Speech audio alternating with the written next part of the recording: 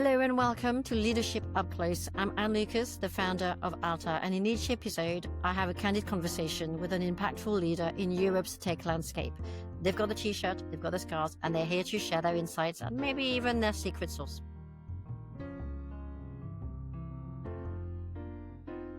Bonjour à toutes et à tous et bienvenue dans Leadership Up Close. Alors aujourd'hui, on reçoit une leader qui a traversé 3 mondes et qui a laissé une empreinte dans chacun d'eux, Marie-Alice Standardini. Bonjour, bienvenue. Merci Anne, super contente d'être avec toi. Génial. Donc Marie-Alice, c'est d'abord, je parle de 3 parcours. Donc c'est d'abord la rigueur du corporate avec plus de 10 ans passés chez Warner Bros, au cœur de réorganisation internationale dans des environnements plutôt matriciels et sous pression, disons, post-fusion. Ensuite, c'est aussi une expérience RH très globale au service d'industries quand même variées.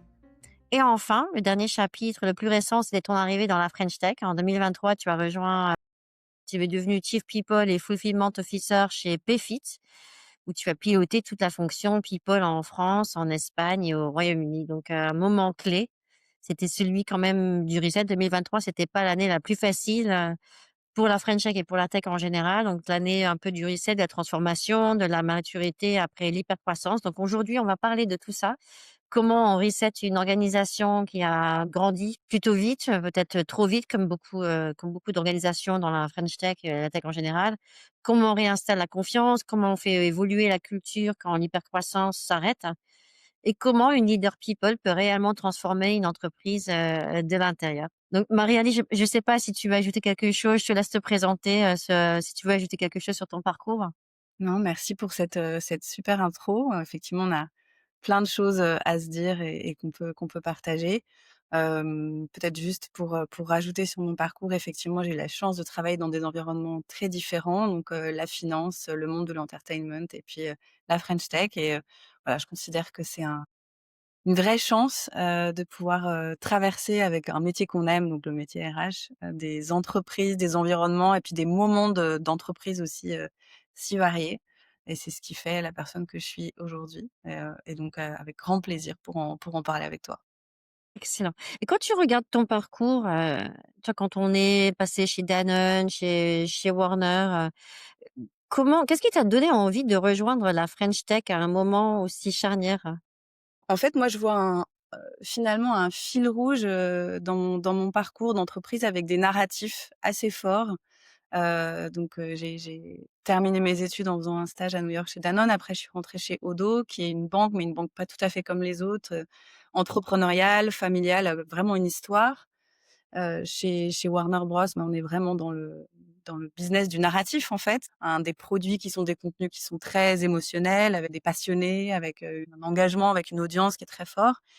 Et en fait, le fait de rejoindre la French Tech, pour moi, c'était à la fois une vraie rupture et je vais te dire pourquoi j'ai eu envie de vivre cette rupture, mais aussi une continuité dans le fait de choisir des entreprises qui avaient une incarnation forte, une histoire et un narratif. Moi, j'ai besoin de ça. Je pense qu'on peut trouver de la passion et de l'émerveillement dans tout un tas d'industries et de secteurs, la finance comme, le DVD, comme le film, comme, le logiciel de paye, puisque c'est ce que j'ai fait chez Payfit.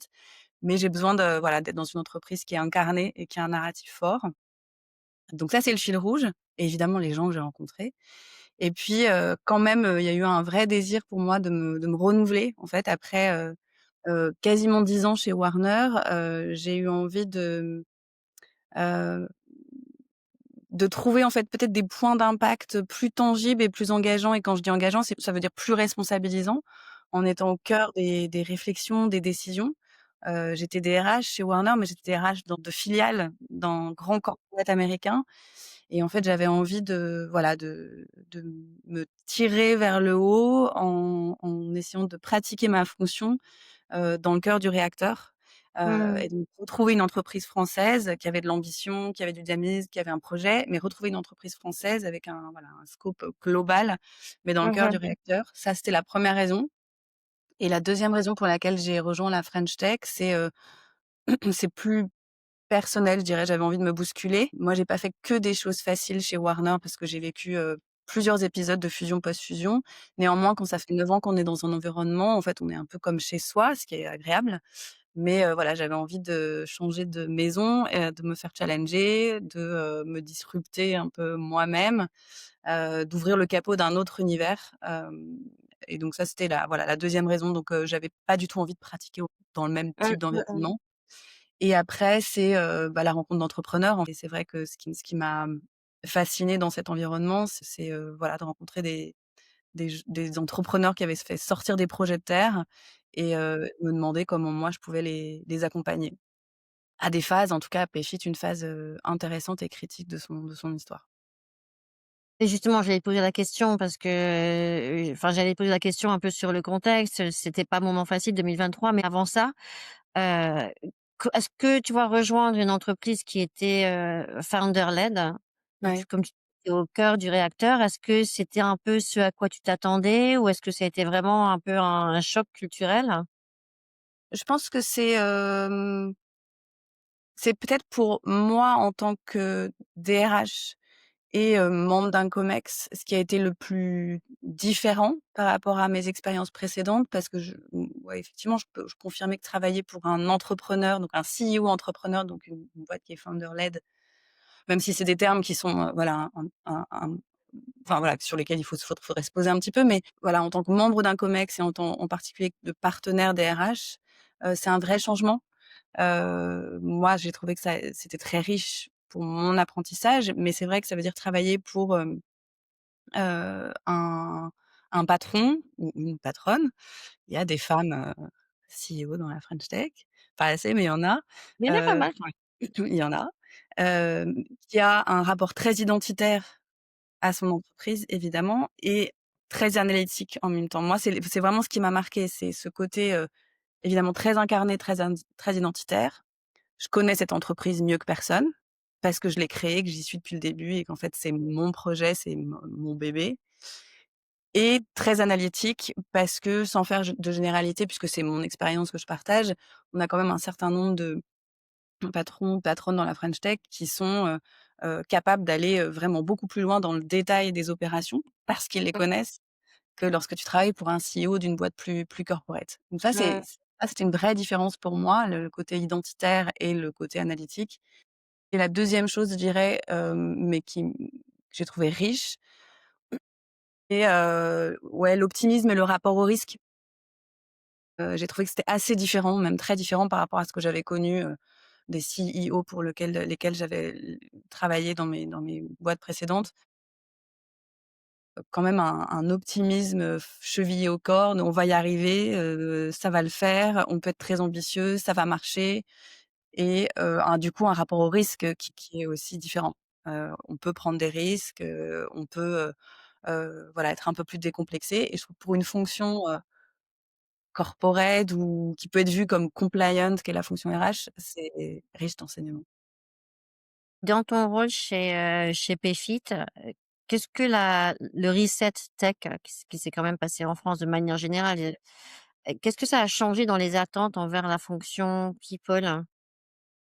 Je pense que ce qui a changé spécifiquement, parce qu'il y a des choses qui ont changé pour la fonction people, il y a des choses qui ont changé un peu pour toutes les fonctions en fait, mais pour la fonction people, ce que je dirais, c'est, il y a certaines compétences techniques qui jusque-là étaient en fait assez peu sollicitées dans un environnement qui était un environnement d'hypercroissance ou de bulle ou avec moins de contraintes. Donc, une expertise juridique plus poussée, par exemple, ou une culture financière, très solide, ou, une expérience, terrain un peu éprouvée des relations sociales. C'est des exemples, mais en tout cas dans ma fonction, je pense que c'est des choses qui étaient moins sollicitées, et qui ont été, nécessaires et utiles, dans ce pivot, hein, dans la French Tech.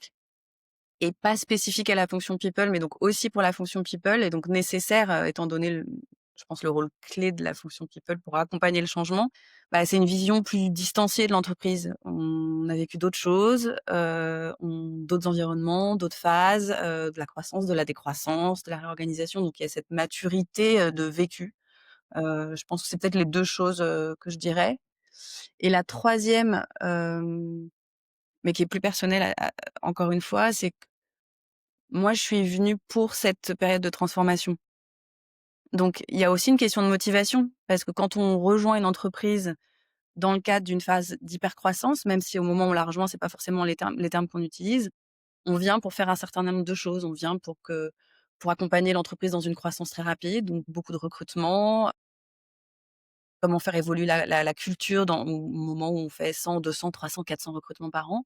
Quand on vient pour une phase de transformation en conscience, ce qui a été mon cas, c'est aussi important que la motivation rejoigne les besoins, de l'entreprise.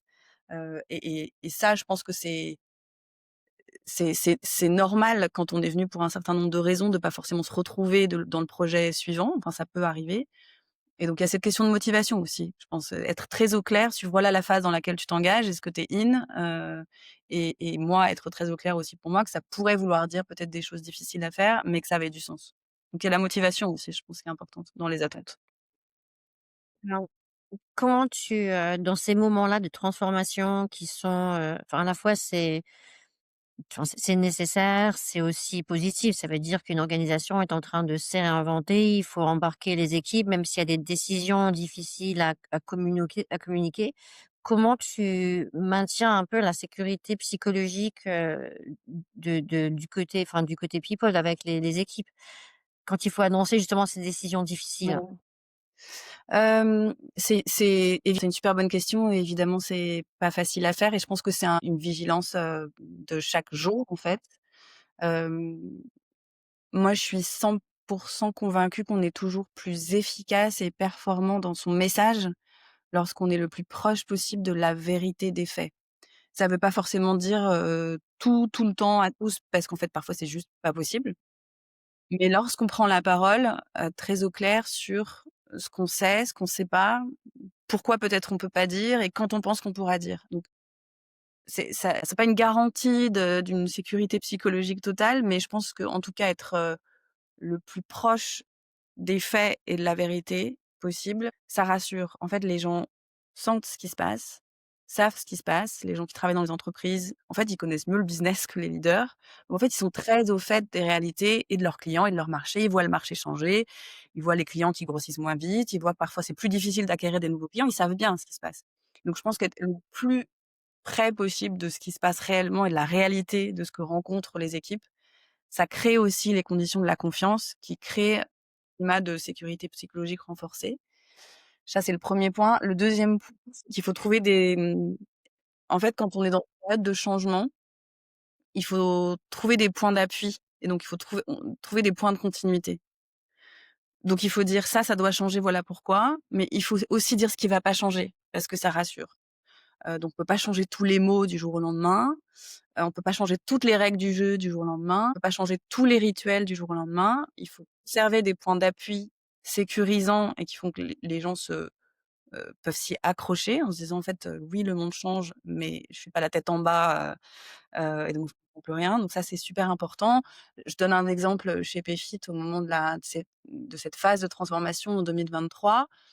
Hem, Très vite, il y a eu un travail pour dire: «Notre identité, donc nos valeurs changent pas. En revanche, on a travaillé sur les comportements qui doivent évoluer. Donc tu donnes ton point d'appui, on garde nos valeurs, elles sont qui nous sommes, elles sont là depuis le début, 4 valeurs hyper fortes, hyper ancrées depuis le début de Payfit, c'est notre identité. En revanche, il y a des choses qui doivent changer, voilà pourquoi et voilà ce qui est attendu. Et ça, en fait, ça doit se dupliquer un peu, dans, les modes de communication internes. Par exemple, les métriques qu'on regarde, pour la performance, bah, on en apporte de nouvelles, voilà pourquoi elles sont importantes, mais voilà ce qui est intangible. Et je dirais la dernière chose, c'est, se montrer en fait. Ça je l'ai constaté, partout où moi j'ai travaillé, c'est pas facile à faire dans un contexte de changement, accompagné de messages ou de situations qui se crispent ou plus difficiles. Humainement, tout le monde a tendance à se replier sur soi. Mmh. On cherche tous justement la sécurité dans ce qu'on maîtrise et ce qu'on maîtrise, c'est ce qui est le plus proche de nous. Et Mmh. en fait, en tant que leader ou dirigeant, c'est justement le moment où il faut se montrer, être visible, prendre la parole et c'est pas tellement facile à faire. Ça demande un effort, Mmh. heu, mais c'est important. Et donc c'est intéressant ce que tu disais justement sur la transparence sur la communication, ce qui doit changer, ce qui doit pas changer. Et il y a pas mal de boîtes de la French Tech, alors moi je l'ai jamais vécu de l'intérieur, peut-être que toi tu l'as vécu, mais il y a beaucoup de boîtes de la French Tech qui ont justement je dirais une culture d'entreprise qui est transparence totale, donc transparence sur, la rémunération, transparence sur la stratégie de la boîte. Est-ce que tu penses que justement ces boîtes-là, si elles doivent faire, une transformation où il y a des décisions difficiles à communiquer, est-ce qu'elles sont mieux adaptées pour suivre cette étape-là? Ou est-ce que c'est une idée qu'on se fait, c'est un peu un mythe et en fait ça change pas grand-chose? Je pense que, enfin, en tout cas, moi, c'est un des aspects que j'ai trouvé hyper intéressant en rejoignant, Payfit et l'environnement de la tech de manière plus générale, même si, il y a vraiment pas de généralité à faire. En fait, on voit des cultures, justement sur l'information très différentes d'une société à l'autre, y compris dans la French Tech. Mais quand même, globalement, par rapport à des environnements corporate plus traditionnels, le rapport à l'information, en fait, est très différent. Il y a plus d'informations disponibles, qui circulent plus vite et sur des canaux qui sont différents. Est-ce qu'il y a plus de transparence?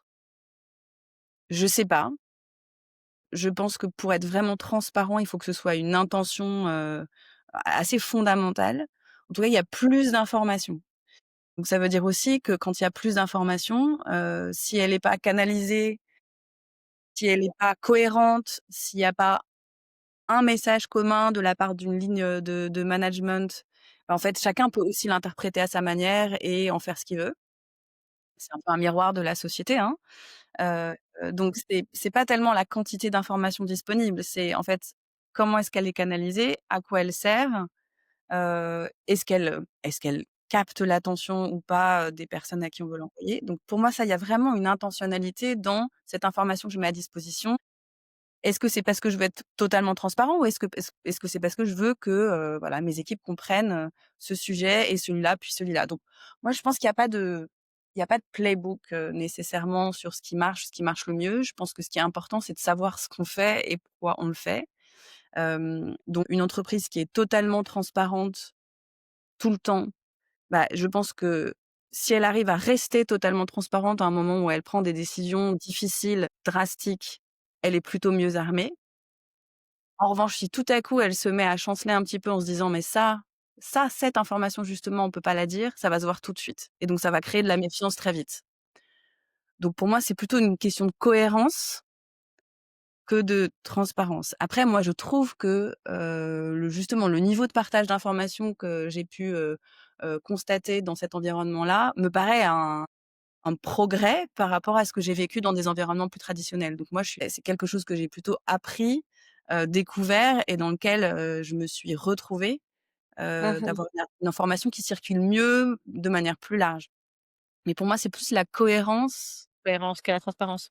que la transparence pour la transparence, en tout cas. Oui. Et à l'inverse, est-ce qu'il y a des forces, que tu as apportées du monde plutôt corporate et que la tech selon toi, sous-estimait?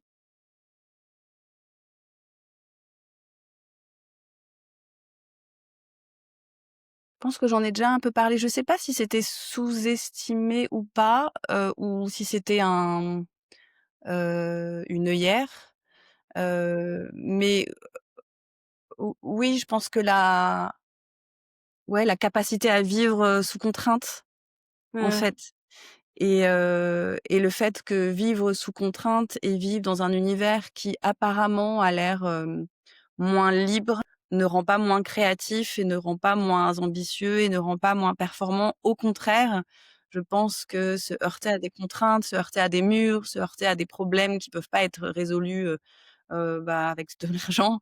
Je pense que ça pousse à une forme de créativité et d'excellence qui était peut-être, sous-évaluée ou pas forcément perçue par ces environnements-là. Donc ouais, je pense c'est ça, c'est la capacité à être créatif dans la contrainte, je dirais. Et si tu quand tu compares un peu, la vitesse de décision dans les 2 mondes, est-ce qu'il y a vraiment un grand écart entre, un environnement où tu as CEO, entrepreneur, dans une plus petite organisation, que dans le monde corporate? Et je pense enfin, en fait, je pense que le rapport au temps est assez différent. Le sentiment d'urgence, je trouvais beaucoup plus palpable, dans les environnements, start-up, tech, que dans les environnements corporate plus traditionnels. Encore une fois, sans généraliser bien sûr, parce que les enjeux sont différents aussi.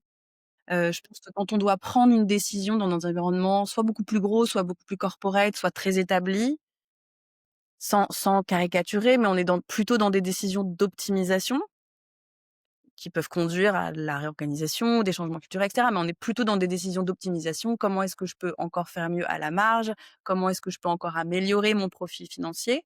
Je caricature un petit peu, hein.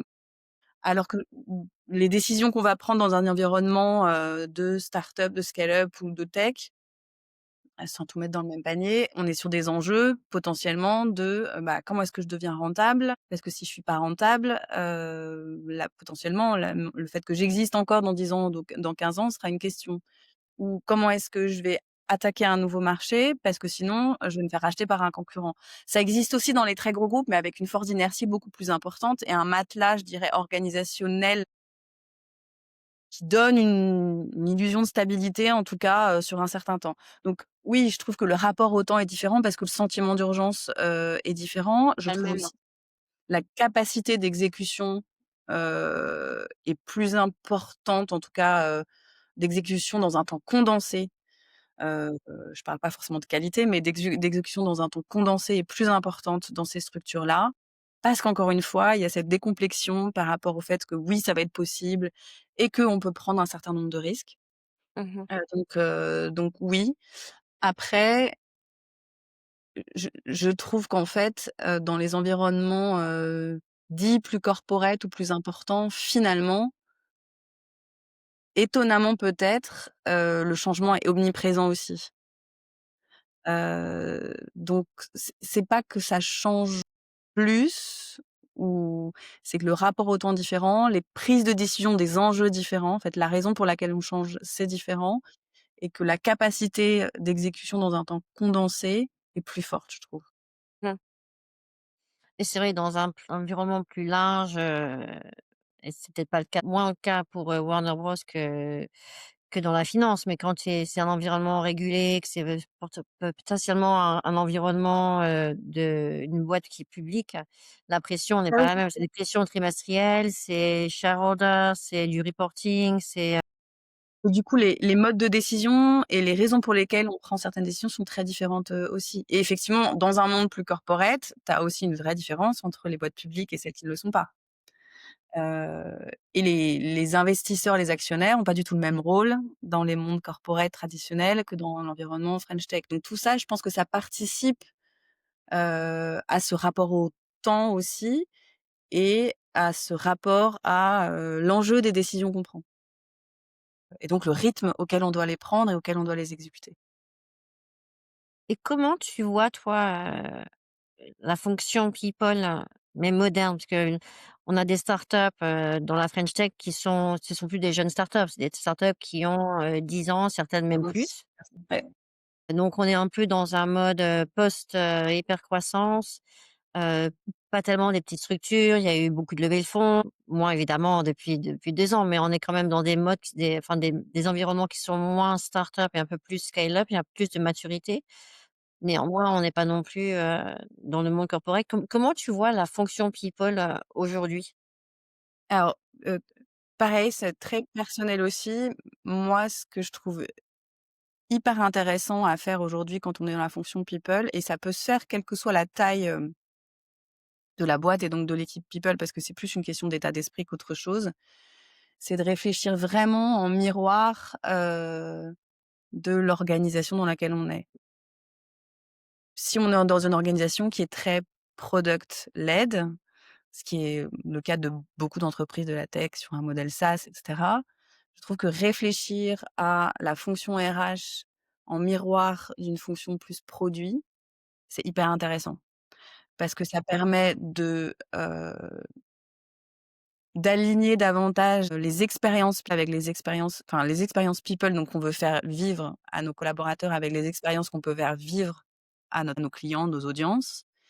Ça permet de tracer des lignes de collaboration entre les équipes RH et les autres équipes de manière beaucoup plus fluide parce qu'on partage peut-être un langage ou une approche commune et donc je trouve que faire rentrer la méthodologie design, UX design ou product au sein d'une équipe people, c'est un terrain de jeu que je trouve assez génial, heu, qui renforcera à mon sens la crédibilité de ces équipes-là dans des organisations, tech ou de grosses startups ou de licornes, tellement quel terme il faut employer et ça me paraît une piste, super intéressante. Encore une fois, ça veut pas forcément dire changer toute son organisation si on peut pas ou, recruter si on est une petite équipe, mais en termes de mindset, se dire: «Je réfléchis à l'expérience collaborateur avec des techniques de design thinking», hyper intéressant.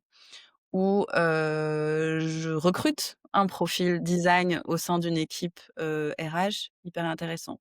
Ou je travaille en mode squad, comme peuvent le faire une équipe tech, hyper intéressant. Ouais, ouais. C'est pas forcément encore une fois tout changer, mais en termes d'état d'esprit, pour moi Ouais. post-hypercroissance et dans une phase plus de maturité où on essaye d'installer des rituels, et des cycles, pour les talents de l'entreprise qui Mmh. collent le plus possible et aux ambitions de l'entreprise et à sa mission et à ses clients, Ouais. et donc aux gens qui y travaillent. C'est un ouais, je trouve que c'est un super axe de réflexion et d'action.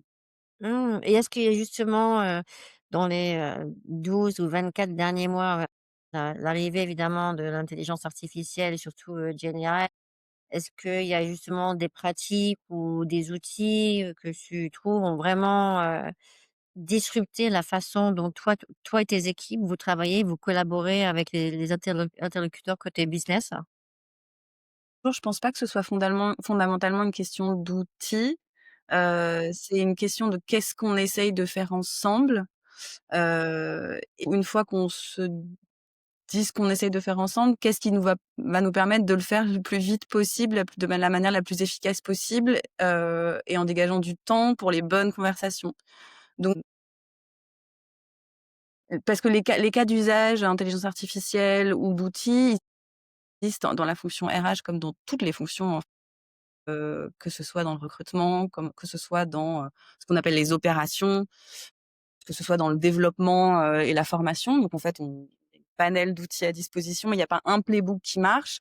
C'est plutôt aujourd'hui, quelle est la question à laquelle on veut répondre dans l'entreprise? Est-ce que l'enjeu, c'est justement dégager du temps, RH pour accompagner une transition des métiers, une nouvelle organisation et donc, bah, gagner du temps sur tout ce qui est, la réponse aux questions de niveau zéro ou purement administratif et donc c'est là qu'on va mettre un effort d'automatisation, d'assistants et alors, nous chez Payfit, on regardait vraiment Dust parce que c'est un partenaire de Payfit qui est hyper bon justement sur la création d'assistants métiers, multiples et très faciles d'utilisation et sur lequel on a une approche qui avait bien monté dans l'entreprise. Ça peut être des choses qu'on construit aussi en interne et parfois c'est plus l'automatisation que l'intelligence artificielle qui te fait gagner des gains de productivité. Ou alors c'est vraiment, tu veux transformer, complètement ton modèle opérationnel et là, tu casses tout et tu codes quelque chose de différent.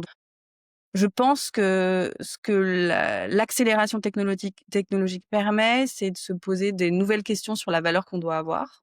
Mmh. Quoi on sert?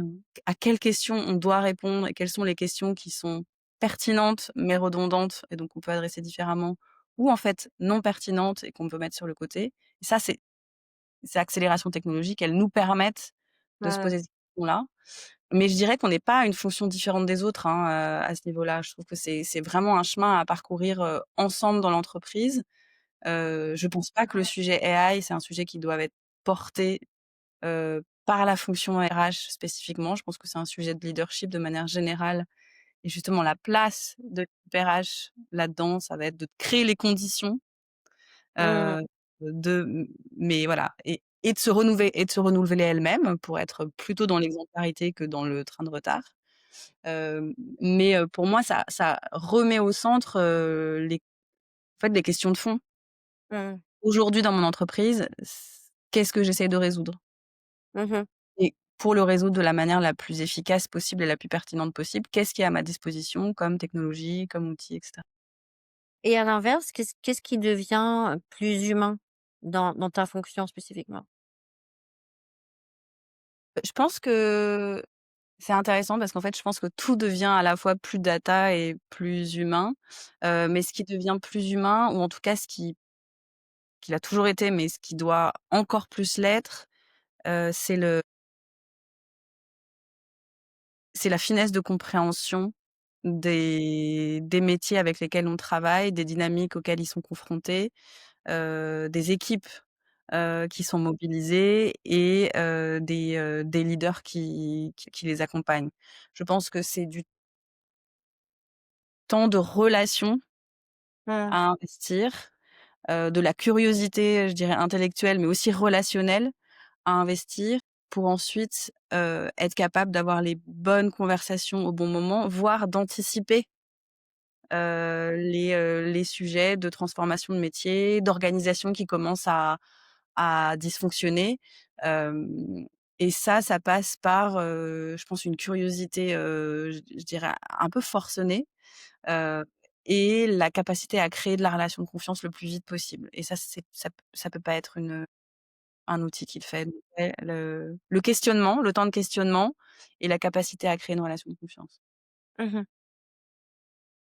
OK. Donc maintenant j'ai quelques, questions un peu plus rapides, plutôt, quick fire, un peu business et après un peu plus perso, si ça te dérange pas? Non. Hem, Est-ce qu'il y a un principe de leadership sur lequel tu as changé d'avis? Changer d'avis, j'ai pas changé d'avis, mais je l'ai il s'est dévoilé à moi. C'est la valeur de l'explicite. Je pense qu'initialement, j'étais un peu dans une illusion de: «Il suffit d'être» versus «Il faut être et dire». Donc ouais, la valeur de l'explicite. Une règle que tu es prête à briser? Moi, j'aime pas du tout les playbooks, donc à chaque fois que j'ai l'impression qu'on me dit qu'il y a une solution, un playbook ou un truc qui a marché, c'est quelque chose qui c'est plutôt un irritant pour moi. Donc je dirais que théoriquement, tous les playbooks, toutes les règles, elles peuvent être brisées, pour, nous pousser vers, la curiosité et la créativité. Théoriquement, hein, bien sûr. Mais en termes de des démarches intellectuelles, je trouve que c'est ça qui est intéressant. Et est-ce qu'il y a un conseil, quel est le meilleur conseil, carrière, que tu aies reçu et que tu suis encore peut-être? Hem, je pense que le meilleur, conseil carrière que j'ai reçu, c'est, qui était pas en fait un conseil carrière, mais qui marche très bien, dans le cadre professionnel, c'est discerne puis fais-toi confiance. Donc surtout ne pas faire l'impasse sur le travail de discernement quand on est face à un choix ou à une problématique et quand on a discerné, de se faire confiance. Et le trait de personnalité qui t'a le plus aidé dans des moments, de crise ou difficulté? Je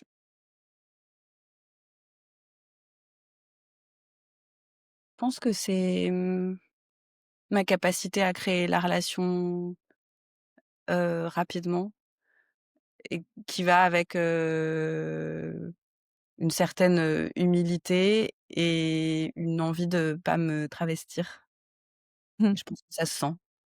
Et ça peut être un petit peu c'est peut-être la réponse à la prochaine question aussi, c'est est-ce que tu as un super power, RH, que les gens ne soupçonnent pas forcément?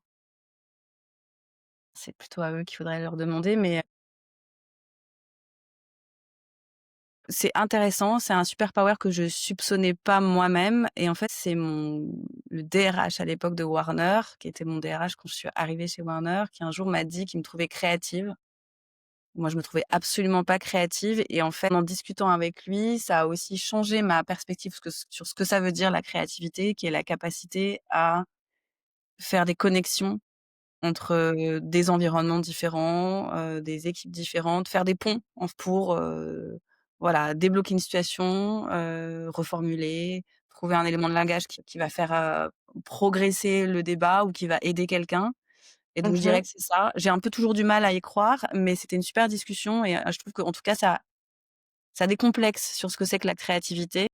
Mmh. Tous, si on est curieux, et qu'on voilà, on se rend Non mais disponible aux c'est ça, autres. Ça se ressent, je pense que même dans ta réponse sur, tu vas être le miroir de l'entreprise, dépend de repenser la fonction people et justement en fonction de l'entreprise, au sein duquel tu te trouves et que tu accompagnes. Je pense que rien que ça, c'est une façon nouvelle de voir les choses. Donc c'est peut-être que tu es ouverte d'esprit ou créative, mais en tout cas, on ressent que tu as une perspective qui est quand même très ouverte, qui est prête à innover, qui est prête à voir les choses différemment et ça veut pas forcément dire tout disrupter, apporter Non, des ou tu vois? C'est pas forcément tout non, réinventer, c'est mais c'est que vraiment ça, c'est créer des connexions. ouais, et la French Tech. Alors est-ce qu'il y a un mot qu'on utilise trop dans la French Tech et que tu aimerais supprimer?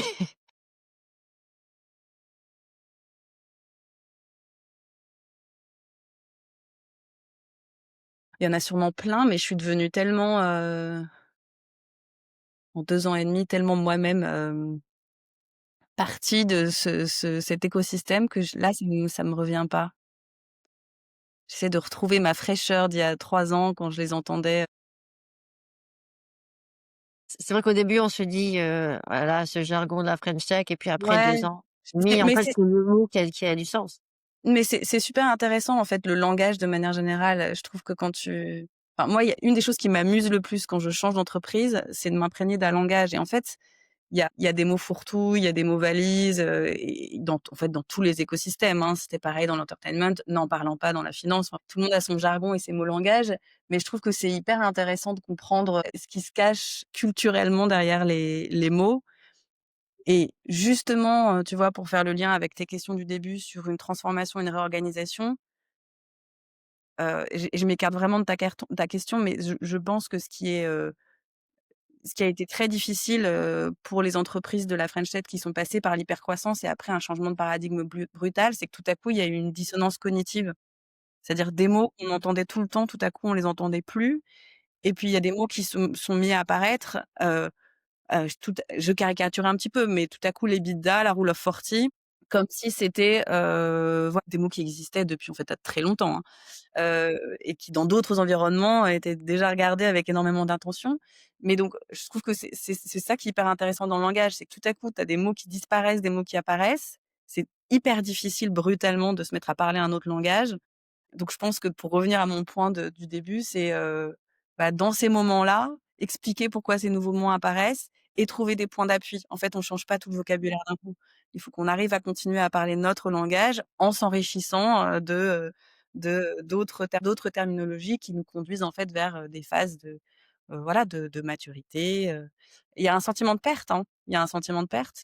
Mais ouais, c'est hyper intéressant cette question de voilà, des mots et du jargon parce qu'en fait, il a quand même beaucoup changé en 3 ans, mine de rien. C'est p Je pense qu'aussi on relisait tous les posts LinkedIn de la French Tech d'il y a 3 ans ou il y a 4 ans, on trouverait plus du tout les mêmes mots Je crois aujourd'hui. que LinkedIn aussi a beaucoup changé, donc ça, c'est un sujet complètement différent. Oui, le langage a beaucoup changé de manière générale. Exactement.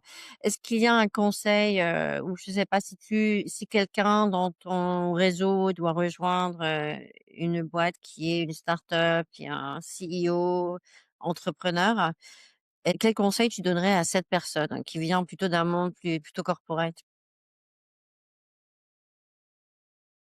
Moi, mon conseil, c'est d'y aller, je sais pas si c'est la bonne image, mais d'essayer d'y aller comme j'allais dire comme un livre ouvert, mais c'est pas la bonne expression, mais je je pense qu'il faut accepter de se laisser bousculer. Je pense qu'il faut accepter de se laisser enrichir et bousculer, parce que si on choisit d'aller dans cet environnement, c'est que à la fois on se dit qu'on peut y apporter des choses et avoir de l'impact, mais on doit se dire aussi qu'on va apprendre. Donc je pense qu'il faut être assez sûr de ce qu'on sait faire et de là, on va pouvoir, voilà, impacter peut-être rapidement d'ailleurs, l'organisation, mais il faut accepter de se laisser bousculer. Je pense que, justement, avoir une résistance, de principe sur, des codes de communication, sur des manières, de se parler, sur, un jargon, sur, une forme de culture un peu, héritée dans laquelle, on s'intègre et dans laquelle on doit s'intégrer. C'est c'est dommage parce qu'on perd de la richesse et en fait, on perdra en impact. Donc moi, pour moi, le conseil, c'est, heu, être assez certain de ce qu'on va pouvoir apporter et accepter de se laisser bousculer. D'accord. Et l'autre question que je voulais te poser d'ailleurs, parce qu'en faisant tous ces entretiens, ces interviews, on forcément discute beaucoup de l'intelligence artificielle et surtout avec des leaders qui sont dans la fonction tech, produit, où on a besoin de prendre des risques. Donc on a besoin de créer une culture qui est, culture de feedback, mais une culture dans laquelle les équipes n'ont pas peur de prendre de risques. Comment toi, en tant que Chief People Officer, tu vis ça ou comment tu accompagnes justement ces fonctions pour qu'il y ait une culture de on peut prendre des risques, on connaît le coût du risque, on sait que telle erreur, ça va coûter tant en business, mais il y a une culture justement d'innovation, parce que c'est important. Aujourd'hui, on est Ouais, dans un contexte d'innovation, d'IA, on n'est plus dans des hypercroissances, mais c'est un il y a reset en fait, mindset différent. ouais effectivement, on n'est plus dans un contexte d'hypercroissance, mais il y a quand même une course. Ouais. Oh bah, complètement. Donc la rapidité d'itération, d'innovation, de un peu ce fail fast, learn fast and go, ça reste hyper pertinent même si on n'est pas sur ces, problématiques d'hypercroissance. Alors moi je pense que c'est pas facile à faire. Ce qui est pas facile à faire, c'est en finalement dans un temps très court, puisque c'est dans les quelques années qui sont derrière et devant nous, il a fallu et c'est une ligne de crête, à la fois mettre de la contrainte, pas mettre de la contrainte pour mettre de la contrainte, mais mettre en tout cas du cadre et donc sortir d'une illusion de tout est possible tout le temps sans jamais rien compter, sans jamais rien regarder. Encore une fois, je caricature un petit peu. Sans perdre la capacité, d'innover et d'innover rapidement. Si je suis assez humble et assez réaliste, je pense que sur cette ligne de crête, on fait parfois, 2 pas en avant, un pas en arrière ou parfois on va un petit peu, trop fort dans le cadre et on bride un peu trop ou pas assez fort. Donc je pense qu'on fait des erreurs. Je pense que ce qu'il faut, c'est garder la vigilance sur, voilà, le fait que cet équilibre est important et en fait est tout l'enjeu des entreprises de la tech aujourd'hui. Avoir le cadre nécessaire pour, prendre les bonnes décisions de matière mature et sans répéter les erreurs du passé, tout en gardant de la vélocité et après je pense que c'est le plus rapidement possible, y compris pendant la transformation, réaffirmer, qu'un comportement attendu, c'est un comportement, effectivement de, feedback. Je dis ce que je pense, j'essaye, je partage. En fait, il y a énormément d'innovations et d'itérations qui viennent du partage. On se rend compte que, ce qui tue les organisations, c'est quand chacun fait dans son coin. On perd énormément de temps. Donc en fait, créer les espaces et les conditions de la collaboration, du partage d'expériences, aussi de l'expression de la vulnérabilité ou des espaces aussi de co-développement entre équipes, enfin des managers d'équipes différentes qui se parlent des problèmes qu'ils rencontrent et cetera. Je pense que tout ça, c'est des moyens de favoriser ces environnements enfin je sais pas, de création, d'itération, d'innovation. Avoir des rituels dédiés à l'innovation, ça peut paraître un peu scolaire, mais au moins ça montre de manière explicite que c'est important. Donc, des hackathons, les hack days où on a des personnes d'équipes différentes, y compris des personnes qui sont pas dans le produit, pas dans les équipes tech, qui travaillent sur des sujets qui n'existent pas encore, ou avoir un jour par mois dédié au retour d'expérience sur des cas d'usage IA, par exemple. Encore une fois, ça peut paraître un peu scolaire, mais en fait, ça crée les conditions pour et ça montre de manière explicite que c'est quelque chose qui est valorisé. En fait, c'est ça qui est important. C'est qu'est-ce qui est valorisé aujourd'hui comme type de comportement et à quoi je le vois, moi, comme salarié. Mais c'est une ligne de crête. Ouais, ouais. Et est-ce que tu penses justement dans ce contexte de course, est-ce que c'est un frein ou un accélérateur pour, la diversité? Mais je veux dire diversité au sens très large, donc ça veut dire, diversité de genre, en fait, diversité de profils internationaux qui viennent de différents secteurs, apporter des membres indépendants au board. Enfin, je veux dire vraiment au sens très large où on pense beaucoup plus loin que le réseau immédiat de la French Tech, par exemple. Super bonne question et pour moi, c'est un peu la même dynamique, c'est-à-dire que quand tu dois faire pivoter ou transformer ou mettre sur le chemin de la rentabilité une société dans un temps court, hem, assez naturellement ou humainement et consciemment ou inconsciemment, tu vas aller à ce qui te paraît toi le plus efficace, donc le plus court chemin, de toi vers quelque chose qui a l'air d'être plug and play et donc je pense que c'est généralement des moments plutôt de recul pour la diversité au sens large. Pas parce qu'on veut recruter le même, mais parce qu'en allant chercher précisément une compétence précise que tu n'as pas en interne, bah, tu vas aller la chercher. Je donne un exemple, à l'extérieur, chez un profil très senior. C'est un profil très senior, donc dans le vivier tech, c'est plutôt des hommes. Parce que compte tenu de voilà, du funnel, en fait, de la diversité de genre, par exemple, dans les équipes tech, dans les profils seniors, on trouve aujourd'hui encore plus les hommes sont largement surreprésentés et donc tu as un peu un recul de ta capacité de diversité ou d'inclusion dans ces moments-là. Je pense que ce qui est super important, c'est de conscientiser, en fait. C'est se dire: «Aujourd'hui, on prend ce type de décision assez court terme parce qu'on a besoin d'aller vite là-dessus et il nous semble que, c'est ce qui nous permettra d'être le plus efficace. Mais en parallèle, on continue à se doter des process, à construire du pipe, à rencontrer d'autres types de profils, à faire évoluer nos processus et de recrutement et d'onboarding, de manière très intentionnellement inclusive, pour pas perdre en fait 1 an, 2 ans ou 3 ans. Et en fait, ça marche, c'est-à-dire que je pense qu'il faut regarder en face le fait que sur certaines périodes, on peut avoir de la stagnation ou un peu de recul, sans perdre. Si c'est la conviction d'un dirigeant et c'est pas le cas dans toutes les organisations, il se trouve que moi j'ai la chance chez Payfit d'être entourée de dirigeants qui étaient assez convaincus, ou même très convaincus de la nécessité d'une intention et d'une démarche de diversité, sans perdre de vue l'intention long terme et de fond et donc travailler les process, travailler la communication, travailler le rôle modèle, parler avec, les personnes qui sont sous-représentées et donc être prêt en fait à rapidement, retrouver des progrès vers. Là, je parle de mon expérience, mais en tout cas, je trouve que c'est une super question parce qu'effectivement, ces moments de tension ou de course, j'ai peur que ce soit plutôt des moments de recul pour la diversité Mmh. et donc je pense qu'il faut concilier parfois des arbitrages court terme avec Mmh. la conscience encore plus aiguë et la vigilance encore plus aiguë, du diagnostic et du process à mettre en place, pour pas perdre de temps et Et ça marche plutôt, en fait. C'est-à-dire que si on fait un pas de côté à un moment parce qu'on pense que c'est nécessaire, mais qu'on continue à être hyper vigilant sur l'approche long terme, en fait, ça se rééquilibre. Mais ça demande de la conscientisation et de l'intention. C'est vrai que le danger, c'est que ça devienne, c'est une valeur qui peut être importante au départ, À mais un moment à un moment, ça devient, bah, c'est du would be nice et ça devient c'est plus du ouais, tout une priorité, donc c'est ça un peu le danger et Payfit, c'est quand même une des assez rares, boîtes, de la French Tech qui a quand même, qui a un board avec des membres indépendants ouais, au board. ouais. C'est assez rare, c'est toujours étonnant, on en parle beaucoup, des fois moins.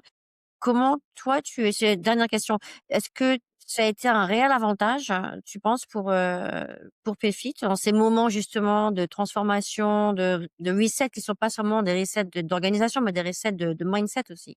Ouais, moi je suis, très convaincue de l'avantage que ça représente, en particulier dans des phases de maturité, d'une organisation. Heu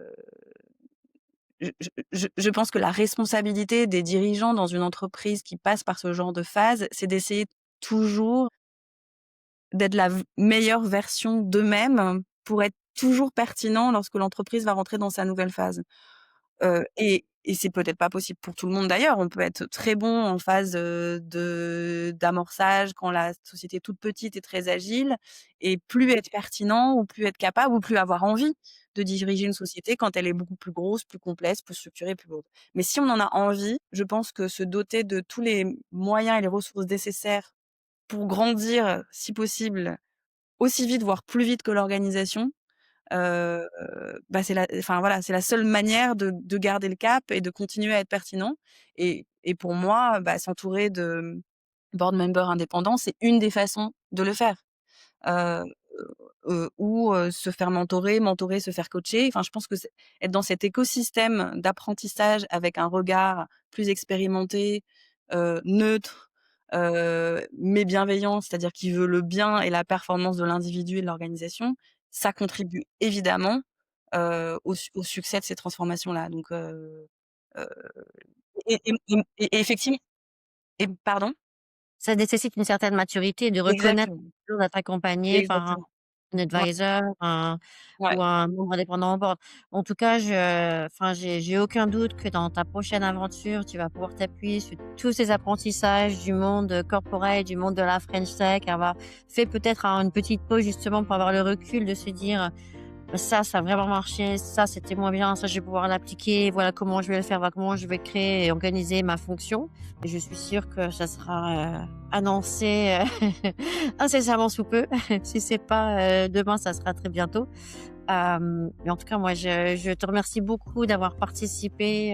Je suis vraiment très flattée que tu aies pris le temps, Et moi, notre précieux. Donc je suis vraiment flattée que tu aies pris le temps de discuter avec moi sur tous ces sujets fascinants et je te souhaite le meilleur pour la prochaine aventure. merci beaucoup. Et peut-être qu'on aura d'autres sujets fascinants sur lesquels on pourra discuter. Hem, En tout cas, merci beaucoup Marie-Alice. Merci à toi, Anne.